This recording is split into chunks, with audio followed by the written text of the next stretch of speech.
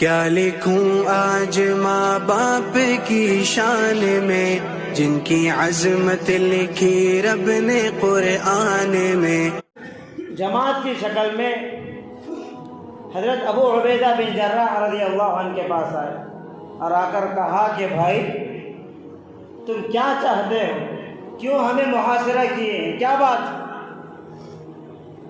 تو انہوں نے کہا کہ ہماری جماعت کا مقصد یہ ہے کہ ہم خود آئے نہیں ہیں، ہمیں ہمارے رب نے دنیا میں بھیجا ہے۔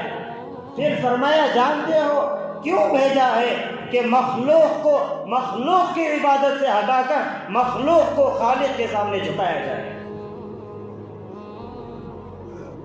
یہ حضرت ابو عبیدہ بن جراح کا ایمانی انداز میں، ایمانی لہجے میں جو جواب نکلا تو ان کے دلوں پہ چھا گیا۔ تو انہوں نے کہا کہ بھائی تمہارے جو امیر ہیں، جو حضرت عمر ہیں، ان کو بلائیں، وہ جب آئیں گے ہم ان سے بات چیت کریں گے، ہم لڑائی کرنا نہیں چاہتے۔ اگر ہمارا معاملہ باتوں میں ہو جائے، صلح سے ہو جائے تو بہت اچھا ہے۔ اور اسلام نے بھی ہمیشہ یہی چاہا ہے کہ جتنا ہو سکے آپس میں بات چیت سے مسائل حل ہو جائے۔ تلوار تو اس وقت اٹھائی جب تلوار کی ضرورت پڑی۔ لوگ تو آج اسلام کو بدنام کرتے ہیں کہ اسلام تو تلوار کی بنیاد پر پھیلا ہے۔ نہیں عزیز دوستو، اسلام تو اعمال اور اخلاق اور کردار کی بنیاد پر پھیلا ہے۔ تو حضرت ابو عبیدہ بن جراح رضی اللہ عنہ حضرت عمر رضی اللہ عنہ کو خط لکھا کہ یہ لوگ یہ بات کہہ رہے ہیں، اگر آپ آ جائیں تو یہ آسانی کے ساتھ آپ کی بات مان لیں گے، صلح آسانی کے ساتھ ہو جائے گی، یہاں لڑائی جھگڑے کی کوئی ضرورت نہیں۔ تو اس بات سے پہلے میں ایک واقعہ ہی اس بات پر سنانا چاہتا ہوں کہ اسلام کتنا سچا مذہب ہے۔ ان الدین عند اللہ الاسلام، اللہ نے اس اسلام کو، اس مذہب کو اللہ نے پسند کیا ہے اور اسے انتخاب کیا ہے۔ کہ دور جاہلیت تھی، خطاب کا بیٹا عمر ابھی اسلام بھی قبول نہیں کیے تھے، کلمہ نہیں پڑھا تھا، جوانی شباب پر تھی، کچھ تجارت کی غرض سے اپنے قافلے کے ساتھ ملک شام آئے تھے۔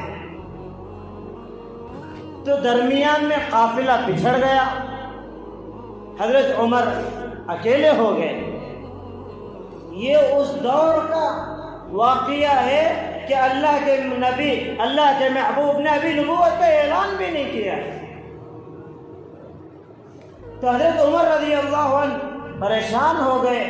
وہ قافلہ جو بچھڑا تھا وہ زمین فلسطین کی سرزمین تھی، مسجد اقصی وہاں پہ تھی۔ حضرت عمر رضی اللہ عنہ پریشان ہو گئے، کبھی ادھر تھکے ماندہ قافلہ نظروں سے اوجھل ہو گیا، نظر نہیں آ رہا۔ پریشان ہو کر بھوک بھی لگی ہوئی ہے، پیٹ کمر سے لگا ہوا ہے، سیدھا آئے مسجد اقصی کی ایک دیوار سے اپنی پیٹھ لگا کر بیٹھ گئے۔ اسی دوران ایک نوجوان عیسائی مذہب کا آیا اور اس کے ساتھ دو پیچھے کھڑے ہوئے تھے دو آدمی۔ وہ آیا حضرت عمر کے سر کے بال سے پیر کے ناخن تک بار بار نظر دوڑا رہا ہے، اور مکے کی سرزمین کہاں اور فلسطین کہاں۔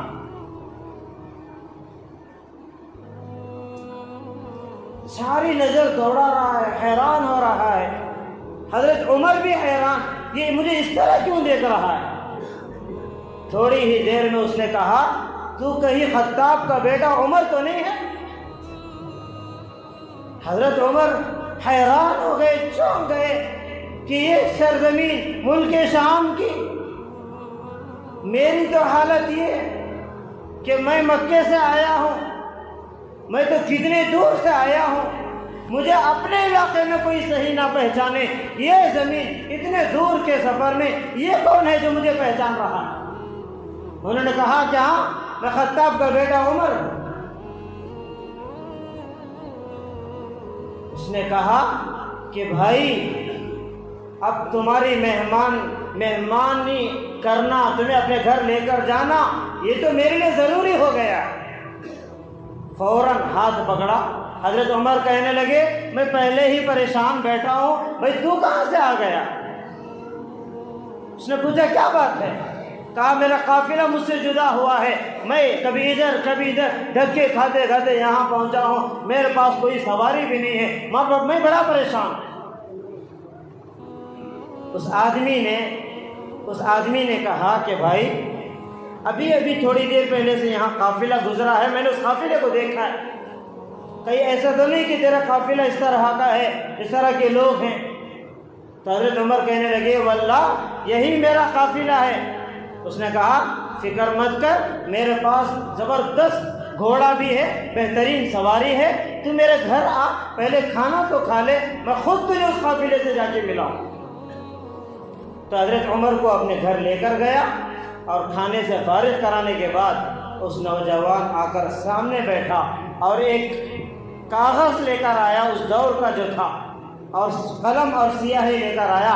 کہا او خطاب کے بیٹے عمر، یہ لکھ کر مجھے دے دے، جب تو اس زمین کا حاکم ہوگا اس وقت میری زمین کا تو ٹیکس نہیں لے گا۔ حضرت عمر حیران، بھائی کیا کہہ رہا ہے؟ وہ کہہ رہا ہے کہ او خطاب کے بیٹے عمر، لکھ کر دے، جب تو اس زمین کا حاکم بنے گا تب میری زمین کا تو ٹیکس معاف کر دے گا، نہیں لے گا۔ حضرت عمر کہنے لگے کہیں تو مذاق تو نہیں کر رہا؟ مجھے اونٹوں کو چرانا صحیح نہیں آتا، تو بات کر رہا ہے اس زمین کی؟ اس نے کہا تو پہلے لکھ، چاہے وہ مذاق ہی میں صحیح، تو مانے نہ مانے مجھے لکھ کر دے۔ حضرت عمر نے اس وقت جو ہے اپنی سیل لگائی اس وقت۔ حضرت عمر کہنے لگے اس کو جو صحیح لگے وہ، پھر وہاں سے نکلے، وہ آدمی قافلے میں حضرت عمر کو بٹھا کر آئے۔ تو اب میں جو بات بتا رہا تھا، حضرت ابو عبیدہ بن جراح رضی اللہ عنہ حضرت عمر کو خط لکھ رہے ہیں، کتنا عرصہ گزر گیا۔ حضرت عمر دشمنان اسلام میں تھے، اللہ کے محبوب کے نعوذ باللہ سر قلم کرنے کے لیے نکلے تھے، اللہ نے اسلام دیا اور کہاں سے کہاں تک پہنچایا۔ جب حضرت ابو عبیدہ بن جراح رضی اللہ عنہ نے پیغام بھیجا امیر المؤمنین آپ جلد آ جائیں، فلسطین کی سرزمین میں مسجد اقصی کے فتح کا معاملہ ہے۔ اب حضرت عمر رضی اللہ عنہ اپنے ایک غلام کو لے کر مدینے سے نکلے، ایک سواری ہے، کوئی شان نہیں، کوئی دربار نہیں، کوئی فوج نہیں، کوئی لشکر نہیں، اور اپنے غلام سے کہہ رہے ہیں کہ بھائی ایک سواری ہے، چند کلومیٹر میں بیٹھوں گا، پھر میں اتروں گا، تو بیٹھ جانا، پھر چند کلومیٹر تو بیٹھے گا، پھر میں اتر جاؤں گا، تو چلتے رہنا، ایسا ہم باری باری طے کر کے سفر کریں گے۔ ایسی سادگی کی مثال اس رب کی قسم کسی اور مذہب میں نہیں ملے گی۔ یہ وہ دربار ہے، یہ وہ اسلام ہے، ایک ہی صف میں کھڑے ہو گئے، محمود و عیاض، نہ کوئی بندہ رہا نہ بندہ نواز، چاہے بادشاہ ہو چاہے فقیر ہو، حقوق ایک رہیں گے۔ اب غلام کبھی اوپر بیٹھتا ہے کہ امیر المؤمنین حضرت عمر نیچے چلتے ہیں اور اس لگام، اس جانور کی لگام، اس سواری کی لگام پکڑ کر چلتے ہیں، یہاں تک کہ مسجد اقصی میں، فلسطین کی سرزمین میں یہ آواز پھیلی، لوگوں خبردار ہو جاؤ، وہ مسلمانوں کا بادشاہ جس کے نام سے رومن امپائر جیسی طاقتیں رکھنے والے گھٹنے ٹیک دیے، کانپ اٹھے، ڈرتے ہیں، کپ کپاتے ہیں، آج وہ بادشاہ ہمارے پاس آ رہا ہے۔ عجیب کیفیت، صحابہ کا لشکر بھی انتظار میں ہے، امیر المؤمنین آ رہے ہیں، عیسائیت کا پورا مجمع چاروں طرف سے گھروں کے چھت پہ کھڑے ہو گیا ہے. ہم دیکھنا چاہتے ہیں جس کا نام دنیا کے کونے کونے میں گونجا ہے وہ کیسے آئے گا, اس کی شان کیا ہوگی, اس کے آنے کا انداز کیا ہوگا. لیکن اسلام تھا. اللہ کا کرنا ایسا ہوا کہ حضرت عمر رضی اللہ عنہ مسجد اقصیٰ کے قریب آنا ہے, ابھی داخل ہونا ہے, تو اس وقت حضرت عمر رضی اللہ عنہ کی چلنے کی باری آئی اور غلام کے اوپر بیٹھنے کی باری آئی. غلام کے چیخے نکل گئے, امیر المومنین لوگ دیکھیں گے تو کیا کہیں گے, استقبال ہوگا, لوگ بڑے بڑے لوگ کھڑے رہیں گے, آپ اللہ کے لیے اوپر بیٹھ جائیں. حضرت عمر کہہ رہے ہیں غصے میں آ کر, تو کیا سمجھتا ہے کہ شان شوکت کی بنیاد پر اللہ نے عزت دی ہے؟ عزت تو اللہ نے ہمیں اسلام کی بنیاد پر دیا ہے. میرے اوپر بیٹھنے سے, میرے نیچے چلنے سے کوئی فرق نہیں پڑتا. حضرت عمر چل رہے ہیں.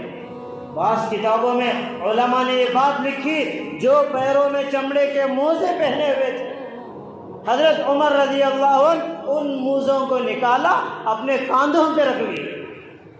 جو جوتوں میں پہنا جاتا ہے, پیروں میں پہنا جاتا ہے, اسی شان کے مطابق مسجد فلسطین کی سرزمین میں داخل ہوئے.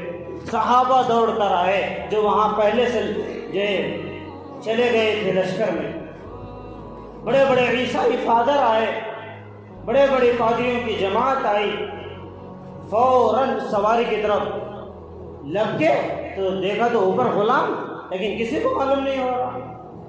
ان پادریوں نے غلام کو جا کے ملنے ہی لگے تو اس غلام نے کہا میں نہیں, یہ ہمارے امیر ہیں, یہ عمر ہیں, یہ مسلمانوں کے بادشاہ. حضرت ابو عبیدہ بن جراح رضی اللہ عنہ کہنے لگے امیر المومنین آپ نے تو ان موزوں کو اپنے کاندھوں پہ ڈالا, آپ نے ان موزوں کو اپنے کاندھوں پہ ڈالا ہے. چاہیے تو یہ تھا کہ آپ تھوڑا اسے وہاں سے نکال لیتے. حضرت ابو عبیدہ بن جراح نے بھی یہی الفاظ کیا.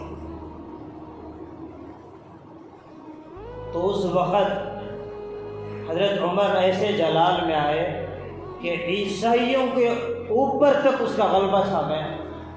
کہا ابو عبیدہ اب تک تجھے عقل نہیں آئی, اب تک تجھے سمجھ نہیں آئی, یہ خطاب کا بیٹا عمر اونٹوں کو چرانے میں کمی بیشی کرتا.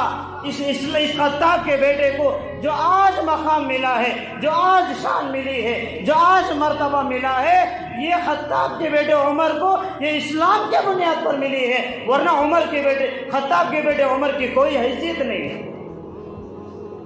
تو یہ جملہ حضرت عمر کہتے ہوئے رو پڑے.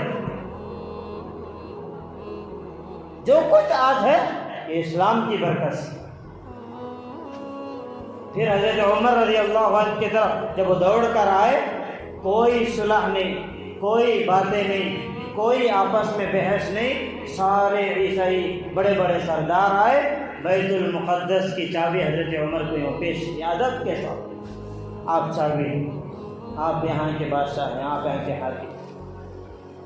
کسی نے پوچھا اتنے آسانی سے تم چابی دے رہے ہو, کیا معاملہ ہے, کیا بات ہے؟ تو ان پادریوں نے کہا ہم نے آسمانی کتابوں کا مطالعہ کیا, تورات بھی یہی کہتی ہے, انجیل بھی یہی کہتی ہے کہ ایک غلام آخری نبی کا, محمد الرسول اللہ صلی اللہ علیہ وسلم کا ایک غلام اس طریقے سے آئے گا, غلام سوار ہوگا اور وہ پیدل آئے گا. یہ علامت بھی ہماری کتابوں میں ہے. اس کا آنا ثابت کر دیا یہ مذہب اسلام سچا مذہب ہے, یہ سچا مذہب ہے. ان الدین عند اللہ الاسلام, اللہ نے اس اسلام کو پسند کیا. ان عیسائیوں نے اس نشانی کو دیکھ کر کہ غلام اوپر رہے گا, آخر نیچے چل کے آئے گا, یہ ان کی کتابوں میں لکھا ہوا تھا. انہوں نے چابی پیش کی. پھر حضرت عمر رضی اللہ عنہ حضرت بلال رضی اللہ عنہ سے کہا کہ بلال اس دیواروں کے درمیان بھی, اس مسجد اقصیٰ میں بھی بلند کرو اس رب کا نام, اذان دو. حضرت بلال عہد کر لیے تھے کہ نبی کی جس دن وفات ہوئی حضرت بلال کہتے جب بھی اذان دیتا اشہد اللہ کہتا یا اشہد ان محمد رسول اللہ کہتا، سامنے محبوب کا چہرہ تھا۔ جب محبوب دنیا سے چلے گئے میرا دل گوارا نہیں کرتا کہ میں اب اذان دوں، یہ عہد انہوں نے کر لیا۔ لیکن حضرت عمر اصرار کرنے لگے بلال اذان دو۔ حضرت بلال کہنے لگے اب مجبور ہوں، بات ماننا پڑے گا۔ تو حضرت بلال مسجد اقصی میں وہ اذان دی جو اذان مسجد حرام میں اور مسجد نبوی میں گونجتی تھی۔ صحابہ کے چیخیں نکل گئے، تڑپ اٹھے، وہ دور یاد آیا جو اللہ کے محبوب کے دور میں اذان ہوتی تھی۔ کئی عیسائیوں نے اسلام قبول کیا، کئی عیسائی۔ پھر حضرت عمر رضی اللہ عنہ اسی دیوار کے سائے میں بیٹھے ٹیک لگا کر، جو میں نے آپ کو کہا جاہلیت کے دور میں جب قافلہ گم ہونے کی وجہ سے جہاں حضرت عمر آ کر بیٹھے تھے وہاں دوبارہ بیٹھے۔ پھر ایک بوڑھا سا 2 آدمیوں کے سہارے سے آیا، کاغذ کا ٹکڑا لے کر آیا، حضرت عمر کے پاس بیٹھا، کہا کہ عمر جانتے ہو اس کو؟ حضرت عمر کہنے لگے یہ کیا ہے؟ دیکھتے نہیں ہو کہ تم نے یہاں دستخط کی ہے؟ حضرت عمر رضی اللہ عنہ نے کہا بھئی یہ کون سی دستخط، میں تو آیا ہوں اب۔ تو اس وقت وہ بوڑھے نے کہا جوانی کے عالم میں تم آئے تھے، سارا واقعہ یاد دلایا۔ حضرت عمر کو فوراً یاد آیا۔ حضرت عمر حیران کہ بھائی تم نے اس وقت کس انداز میں مجھے پہچان لیا تھا کہ میں آگے چل کے عمر بنوں گا، میں آگے چل کے مسلمانوں کا حکمران بنوں گا، میں آگے چل کے خلیفہ بنوں گا، میرے ساتھ یہ معاملہ ہوگا، تم نے کیسے معلوم کیا؟ تو اس وقت اس بوڑھے نے کہا میں نے اس وقت اپنے گھر سے آسمانی کتابوں کا مطالعہ کر کے گھر سے نکلا تو سامنے تم بیٹھے ہوئے تھے، میں نے تمہارے چہرے کے آثار دیکھ کر اس وقت میں نے دستخط لکھی۔ حضرت عمر نے صحابہ سے مشورہ کیا، بھائی کئی سال پہلے اس سے تو میں نے وعدہ کر لیا ہے، اس کی زمین کا میں ٹیکس نہیں لوں گا، کیا رائے ہے؟ صحابہ کہنے لگے وعدہ ہوا ہے تو وعدے کو مطابق نبھانا پڑے گا، طے ہوا کہ اسے معاف کر دیا جائے گا، اس کا ٹیکس نہیں لیا جائے گا۔ تو وہ پیچھے سے آیا تو زمین چھوڑو، میں تو مذہب بھی چھوڑ کے اسلام قبول کر لیا۔